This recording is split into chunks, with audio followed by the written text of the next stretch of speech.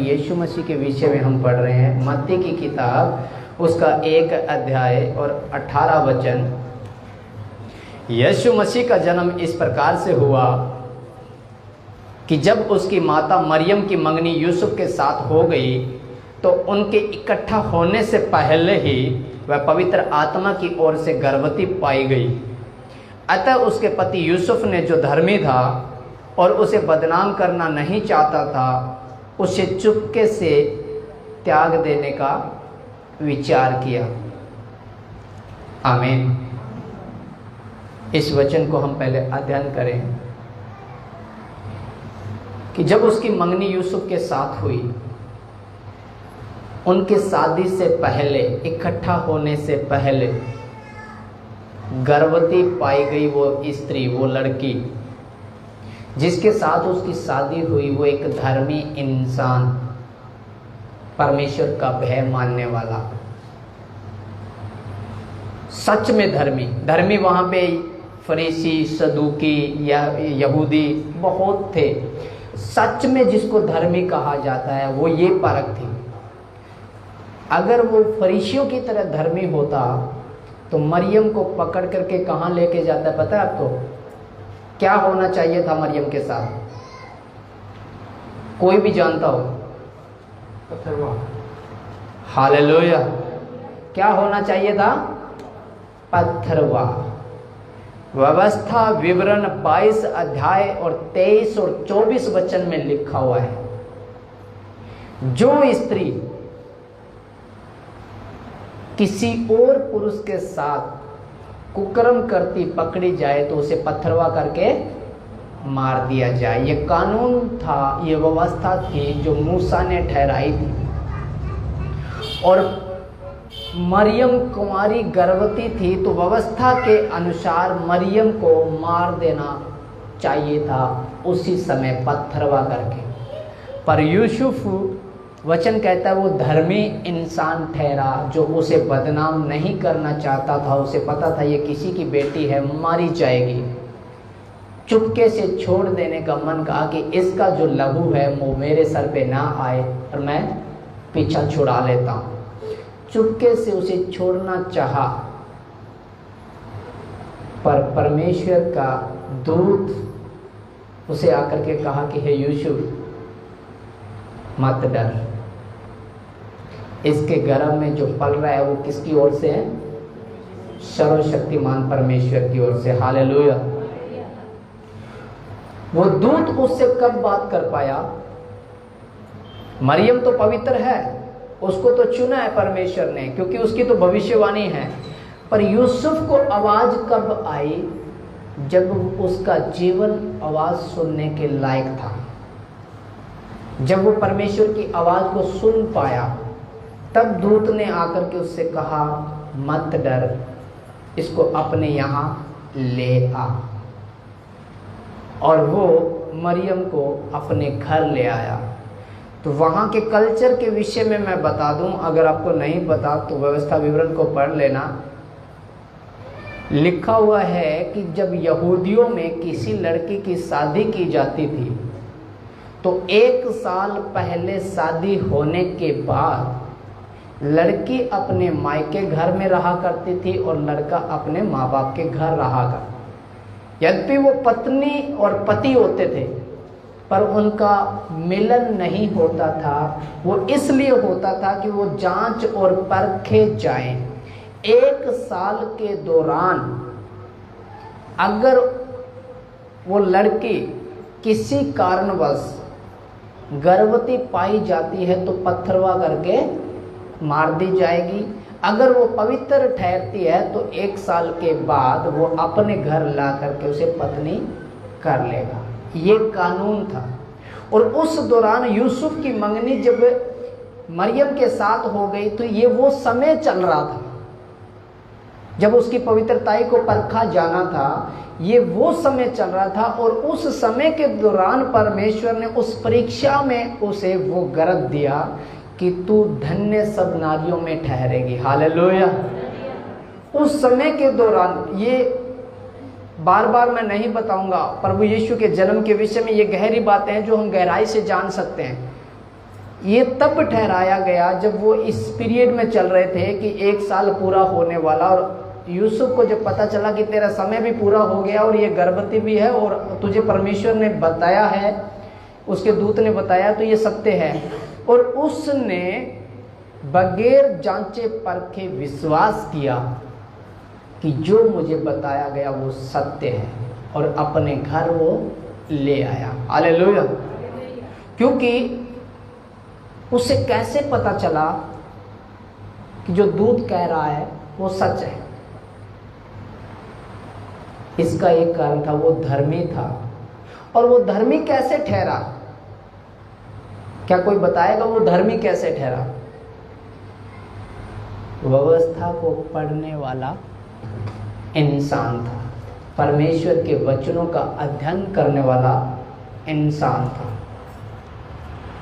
उसने व्यवस्था को पढ़ा हुआ था, उसने व्यवस्था को पढ़ा हुआ था, और वो भविष्यवाणियां पढ़ी हुई थी जो प्रभु यीशु के विषय में बताई गई।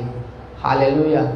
उसने यिर्मयाह 31 अध्याय और 31 वचन को पढ़ा, उसने भजन संहिता 130 अध्याय और 8 वचन को पढ़ा, और उसने यशायाह 7 अध्याय और 14 वचन को पढ़ा। इन तीनों ने सेम एक ही भविष्यवाणी की, एक स्त्री गर्भवती होगी, एक कुंवारी गर्भवती होगी, वह पुत्र को जनेगी और उसका नाम यीशु रखा जाएगा।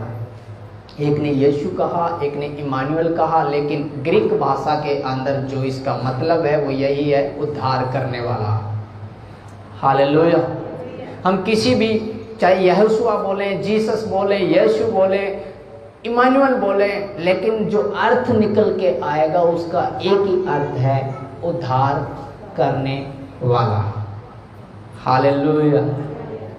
उसने ये भविष्यवाणियां पढ़ी हुई थी, और जब वचन को उसने पढ़ा हुआ है तो इसे विश्वास भी था कि जो बोला गया है वो तेरे जीवन से पूरा होना है, जो भविष्यवाणी हुई है वो तेरे जीवन से पूरी होनी है। इसलिए मैं बार बार कहता हूं कि जो भी वचन पढ़ो उस वचन को ये अध्ययन करना कि ये मेरे लिए लिखा गया है। अगर उसमें श्राप है तो ये भी देखो कि ये मुझे सचेत किया जा रहा है। अगर आशीष है तो ये देखो कि ये मेरे लिए आशीष है, ये वचन मेरे लिए ठहराया गया है। क्योंकि वचन कहता है कि मैंने उसे पृथ्वी का अधिकार दिया है, तो मैं मानता हूं कि उसने मुझे पृथ्वी का अधिकार दिया है। हालेलुया। क्योंकि यूसुफ ने ये बात की, ये भविष्यवाणी मेरे जीवन में पूरी होगी, क्योंकि दूत ने मुझसे कहा है। और उसने अपनी पत्नी को घर ले आया, और वो उसके पास जब तक नहीं गया जब तक वो पुत्र को न जने। और प्रभु यीशु मसीह का जब जन्म हुआ तो वो भविष्यवाणी पूरी हुई कि एक उद्धारकर्ता जन्म लेगा, और हल्ला गुल्ला मच गया। हल्ला गुल्ला कैसे मचा? एक तारा उग आया आसमान में, और ज्योतिषी जो वचनों का अध्ययन करते थे। आइए हम इसके दूसरे अध्याय में चलेंगे। ज्योतिषी जो वचन को पढ़ते थे और अध्ययन करते थे, ज्योतिषी तो उनको ही बोला जाता है कि नक्षत्र वगैरह जांचते और परखते हैं। वो क्या करते थे? व्यवस्था को पढ़ते थे, और व्यवस्था के अंदर जो वाणियां लिखी होती थी उनको वो इस सृष्टि के साथ मैच करवाया करते थे। आज नहीं करते पंडित लोग ऐसे, सूर्य इधर से निकला, ये बृहस्पतिवार में घुस गया, ये बुधवार से निकला, मंगल में घुस गया, ऐसे कुछ बनाते। ऐसे वो ज्योतिषी भविष्यवाणियों को पढ़ते थे, वचनों को पढ़ते थे, और उनके नक्षत्रों को मिलाते थे। जब उन्होंने नक्षत्रों के हिसाब से देखा कि जो तारा मीका की किताब 5 अध्याय और 2 वचन में लिखा हुआ है कि याकूब के घराने से एक तारा उदय होगा, उसके अनुसार जो तारा आज हमें नजर आ रहा है तो मतलब कि वो उदय हो चुका। हालेलुया। ज्योतिषियों को पता चला कि मतलब ये है कि जो तारा हमें नजर आया, और भविष्यवाणी के अनुसार मीका की किताब उसका 5 अध्याय 2 वचन लिख लो, पढ़ लेना घर जाकर के। उसमें लिखा हुआ है कि याकूब के घराने से एक तारा उदय होगा, और वो तारा उन्हें नजर आया। और फिर यहाँ गिनतियों की किताब 24 अध्याय और 17 वचन में भी लिखा हुआ है कि मैं उसके घराने से, अब्राहम के, इसहाक, याकूब के वंश से एक तारा उदय करूंगा। हालेलुया। उन्होंने जब ये बातें पढ़ी और वो तारा जब नजर आया तो वो निकल पड़े कि आ गया है मसीह। हालेलुया, वो पैदा हो चुका है। और जब यरूशलेम में पहुंचे, क्योंकि भविष्यवाणी के अनुसार वो यरूशलेम में ही होना चाहिए, जब वो यरूशलेम में पहुंचे वहां पे हल्ला गुल्ला मचा के खड़ा कर दिया कि वो कहाँ है यहूदियों का राजा जो पैदा हुआ है। और वहीं जा पहुंचे, वो तारा उनके आगे आगे चला। क्या चला? तारा उनके आगे आगे चला। आइए इस वचन को हम पढ़ते हैं, 2 अध्याय 1 वचन। हेरोदेस राजा के दिनों में जब यहूदिया के बेथलेहम में यीशु का जन्म हुआ, तो पूर्व से कई ज्योतिषी यरूशलेम में आकर पूछने लगे, यहूदियों का राजा जिसका जन्म हुआ है कहाँ है? क्योंकि हमने पूर्व में उसका तारा देखा है और उसको प्रणाम करने आए हैं। यह सुनकर हेरोदास राजा और उसके साथ सारा यरूशलेम घबरा गया। तब उसने लोगों के सब प्रधान याजकों और शास्त्रियों को इकट्ठा करके उनसे पूछा, मसीह का जन्म कहाँ होना चाहिए? उन्होंने उससे कहा, यहूदियों के बेथलेहम में, क्योंकि भविष्यवक्ता के द्वारा यूं लिखा गया। हालेलुया। भविष्यवक्ता के द्वारा यूं लिखा गया कि बेथलेहम में होना चाहिए। यरूशलेम में आके उन्होंने जिक्र किया कि यरूशलेम और बेथलेहम का सिर्फ 5 से 6 किलोमीटर का फासला है, इतना ही, कोई ज़्यादा नहीं है। यरूशलेम का बेथलेहम जहाँ पर यीशु का जन्म हुआ।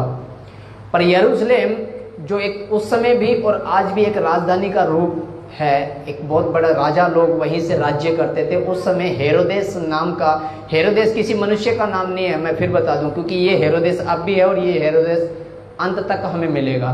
हेरोदेस सरनेम है। हालेलुया। जैसे मेरे पिता चंद्रभान बिसोर थे, आज मैं राम सिंह बिसोर हूँ, तो आने वाले टाइम में दीपक बिसोर ही होगा। पुकार सकते हैं, वो भी बिसोर था, ये भी बिसोर है और आने वाला भी बिसोर है। हेरोदेस एक सरनेम है। हेरोदेस उस समय 3 राजा थे। इसका छोटा भाई भी था, इसका बड़ा भाई भी था और एक ये हेरोदेस है। इसको जब हम पीछे पुराने नियम में पढ़ेंगे मिल जाएगा हमें। ये हेरोदेस उस समय एसाव के वंश से पैदा हुआ। वंशावली को जब पढ़ेंगे हम, क्योंकि ये वचन क्यों नहीं ध्यान में आते हमारे, क्योंकि जब वंशावली पढ़ते हैं तो बोर से हो जाते हैं, छोड़ देते हैं, उनको नहीं पढ़ते। ये एसाव के वंश से था, यहूदियों में नहीं गिना जाता था, क्योंकि यहूदियों को जब वंश किससे फैला, एसाव और याकूब 2 भाई थे। याकूब से जो वंश चला वो यहूदियों में गिना गया, उनको आशीष मिली।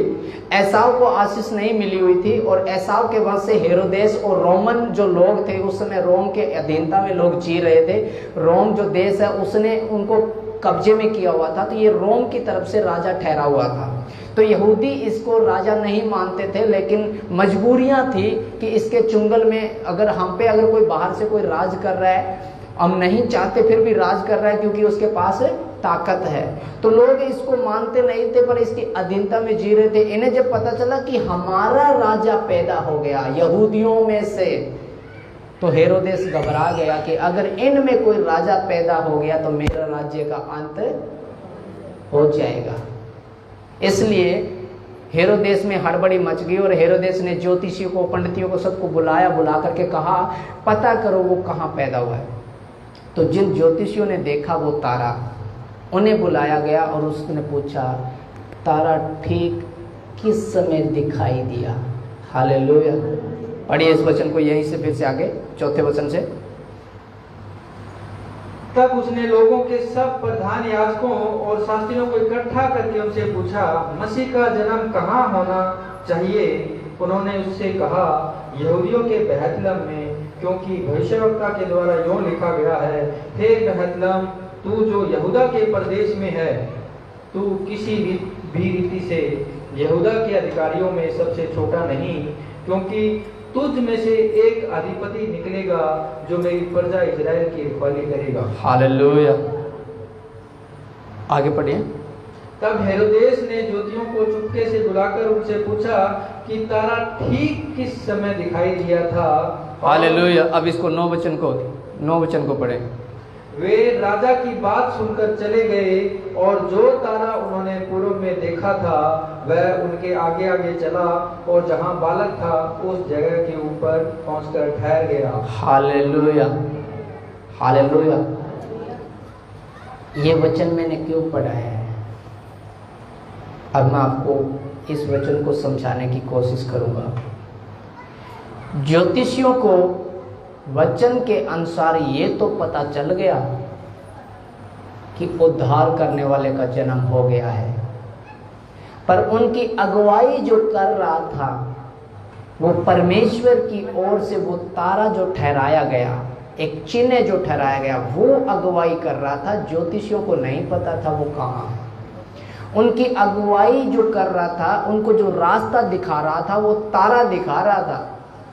एक समय उनके जीवन में ऐसा आया कि वो गलत जगह पर जाकर के प्रचार कर बैठे, गलत जगह पे जाकर के वो बात कह बैठे जो प्रभु यीशु ने कहा, अपने मोती सूरों के आगे मत डालो। वो वहां जाकर के पूछ बैठे जो यीशु को मरवाना चाहता था। और हेरोदेस ने उनसे एक बात बोली, उसमें एक बड़ा भेद छुपा हुआ है। हेरोदेस ने कहा कि तुमने तारा ठीक किस समय देखा? मतलब ये है कि उस समय वो तारा था नहीं वहां पे। हालेलुया, ये वो भेद है बहुत बड़ा। उस समय वो तारा था नहीं वहां पे। फिर वचन कहता है कि जब हेरोदेस ने उनसे कहा जाओ उसका पता करो और जैसे वो मिल जाता है फिर मेरे पास आके मुझे बताना ताकि मैं भी प्रणाम करूं, तब उनको ज्योतिषियों को आत्मा में एक ये एहसास हुआ कि हेरोदेस के मन में खोट है। क्यों एहसास हुआ, क्या कोई बताएगा? मैं बताऊंगा। परमेश्वर ने चुना इसलिए कि जा और सिखा, मैं तुझे भेजूंगा। आज हम वचन पढ़ रहे थे, अंकल मेरे साथ थे, कौन जाएगा? मैं कह रहा हूं मैं जाऊंगा। ऐसा ही था अंकल, मैं जाऊंगा, मैं बताऊंगा। हालेलुया। ज्योतिषियों को क्यों एहसास हुआ कि हेरोदेस इसे मारना चाहता है और इसके मन में खोट है? क्योंकि उन्हें पता था जो तारा तुम्हारे आगे चल रहा है वो तारा अब नहीं है। जो तारा तुम्हारे आगे चल रहा था वो तारा अब नहीं है, यानी कि परमेश्वर की हजूरी अब हमारे साथ नहीं है। उन्हें पता चल गया गलत जगह खड़े हैं, ये जगह सही नहीं है, इस जगह परमेश्वर की हजूरी नहीं है। और वहां से वो निकले, फिर चले उस सही रास्ते पे। तो 9वें वचन में लिखा है कि तारा फिर उनके आगे आगे हो गया। हालेलुया, यही वो भेद है सबसे बड़ा। जब दूत मेरे साथ है, जब तक मेरा सफ़र सही है, मेरे कदम सही है, जब तक मेरे दिल में खोट नहीं है, वो मेरी अगुवाई करेगा, वो मुझे रास्ता दिखाएगा।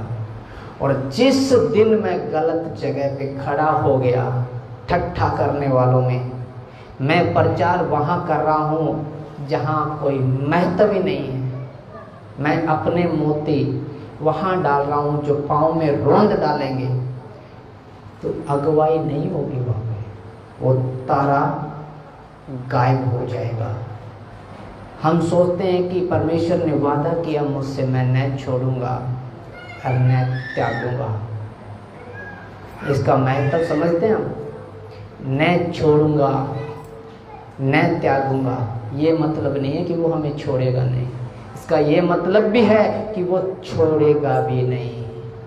हालेलुया, समझते हैं ना? वो छोड़ेगा नहीं पर वो छोड़ेगा भी नहीं, दंड भी देने वाला परमेश्वर है। वो कहता है मैं तुझे त्यागूंगा भी नहीं और तुझे छोड़ूंगा भी नहीं। दो भेद है इसमें। हम सोचते हैं कि कोई बात नहीं, पौवा मार लिया, ठेके पे खड़ा हुआ, परमेश्वर का वादा वो नहीं छोड़ेगा, शाम को घुटने टेक के प्रार्थना कर। वचन कहता है छोड़ूंगा भी नहीं और तुझे त्यागूंगा भी नहीं, डांटूंगा, फटकारूंगा, लताड़ लगाऊंगा।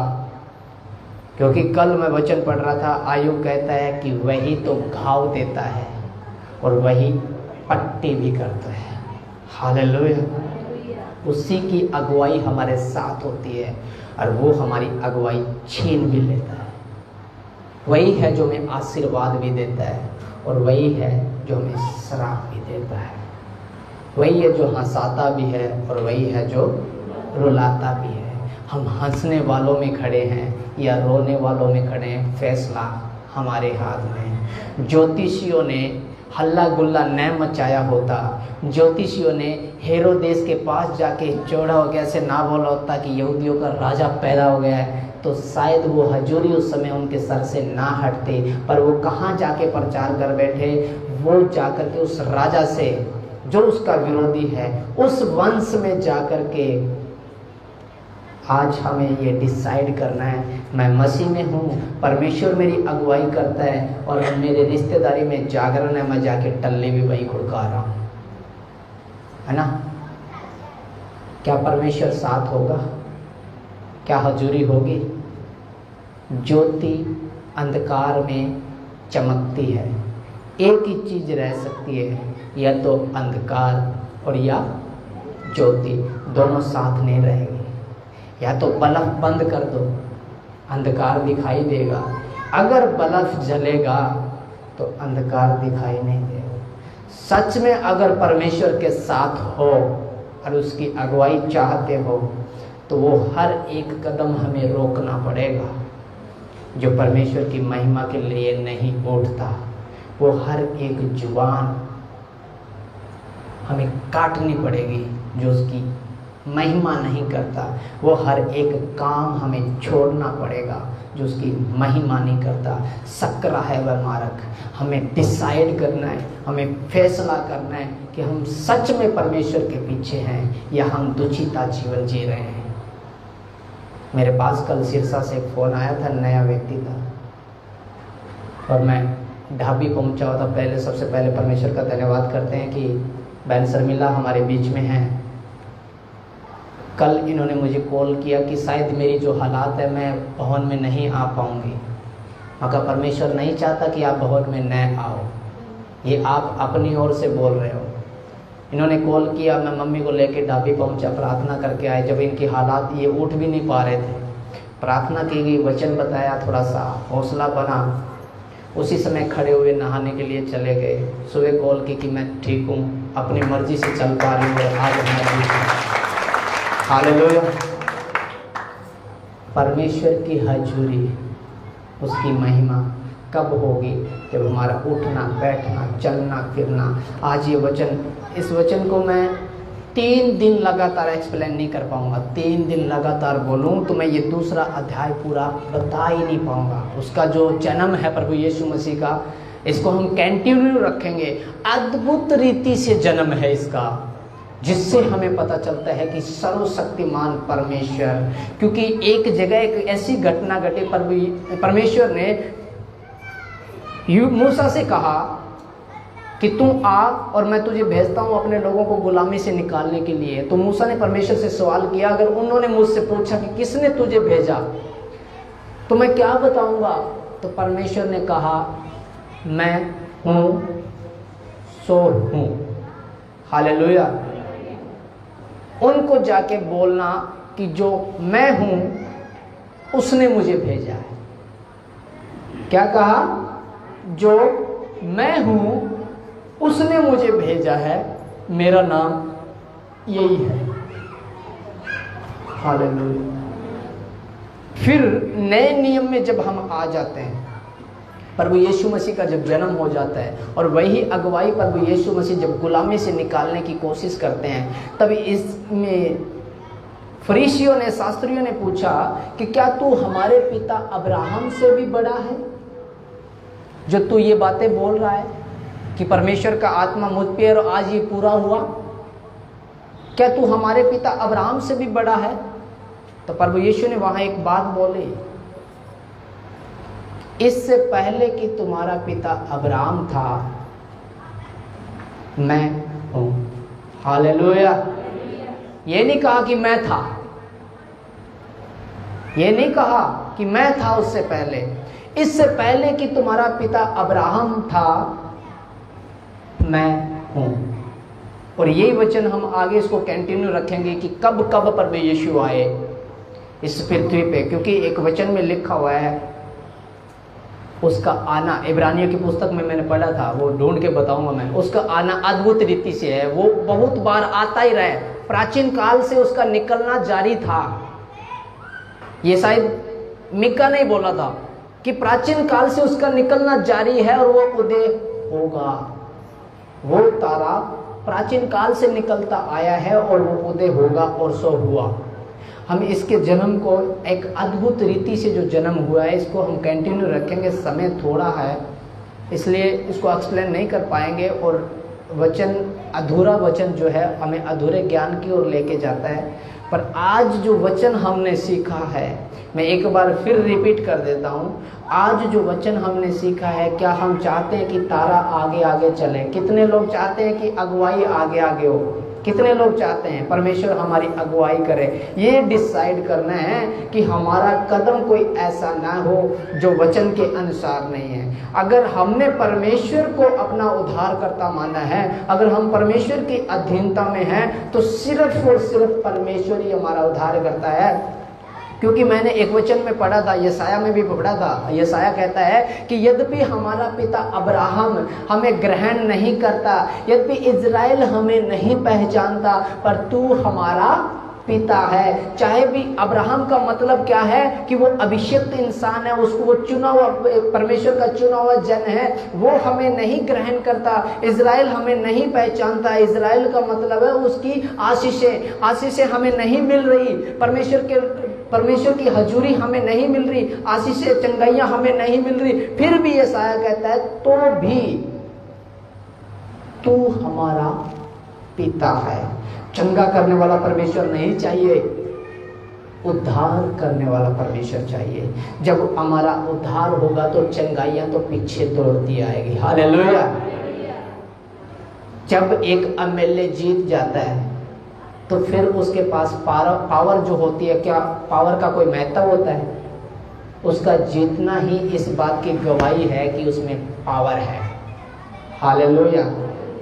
ये पूछने की जरूरत नहीं उसके पास पावर है या नहीं है, उसका जीतना ही गवाही है, उसका एमएलए बनना ही गवाही है कि वो पावर के योग्य है।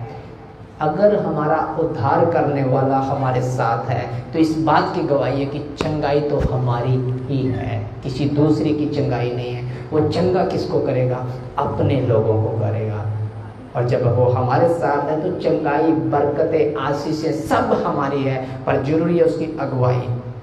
वो तारा गायब ना हो, वो तारा हमारी आंखों के सामने से न जाए, हम ज्योतिषियों के समान न बने कि उस गलत जगह चले जाते हैं, तब परेशानी, दुख, तकलीफ आती है। वो ज्योतिषी कितना बड़ा रिस्क उठा चुके, अगर वो हेरोदेस के धक्के चढ़ जाते उनकी जान भी जा सकती थी। एक गलत पांव रखने से, निचुपके से उसकी अगुवाई में चलते और जहां तारा ठहरता वहीं जाकर के उनको प्रभु यीशु भी मिल जाता। हालेलुया। आइए हम एक भजन को गाएंगे, सब अपने अपने पाँव पे खड़े हो जाएं और एक भजन को जब हम गाएंगे परमेश्वर की महिमा करेंगे और उसी के दौरान परमेश्वर के राज्य के लिए जो बीज हम बोएंगे, कि मैं फिर एक बार कहता हूँ, जिसको बीज मिला है वो अपना बीज खाए ना, वो बोने के लिए वो बोता चला जाए तो परमेश्वर उन्हें फिर देगा। हालेलुया। आइए एक भजन को हम गाएंगे।